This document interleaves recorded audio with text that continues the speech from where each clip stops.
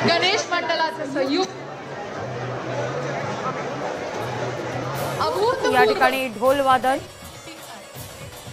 पुण्यात ढोल वादनानं गोविंदाचा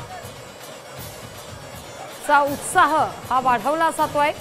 गोविंदा रे गोपाळा असं म्हणत पुण्यातही जवळपास 35हून अधिक मंडळ गोविंदा पथक या ठिकाणी पोहोचतात।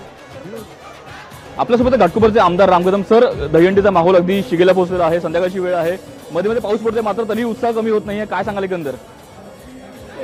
घाटकोपरमध्ये मागच्या 15 वर्षापासून भारतातली सगळ्यात मोठी दहीहंडी लागते। माननीय उपमुख्यमंत्री येऊन गेले, मुख्यमंत्री आता कोणत्याही क्षणी येतील, नट यायला सुरुवात झाली आहे, तेही रात्री 10 पर्यंत येतील। एकत्रितपणे हे जे सरकार आहे, हे सरकार कशावर बंदी घालणारं सरकार नाही, लोकांना मन मोकळेपणाने सण साजरे करू देणारं सरकार।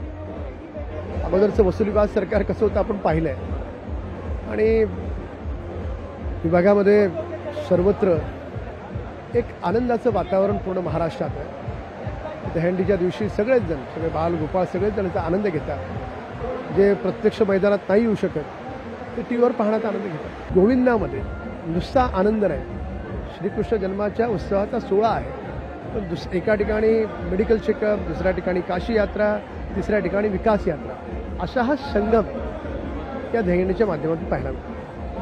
अगदी शेवटचा प्रश्न, अजूनही 4 ते 5 तास अजूनही कार्यक्रम बाकी आहेत, कसा प्रकार उत्साह असणार आहे, काय पुढचं नियोजन कसं आहे कार्यक्रमाचं? आता तर कार्यक्रमाची खरी सुरुवात आहे, आता कार्यक्रम उत्सव जोरात होईल। तर अशा प्रकारे राम कदम यांनी आपली भूमिका स्पष्ट केली आणि एकंदर कुठेतरी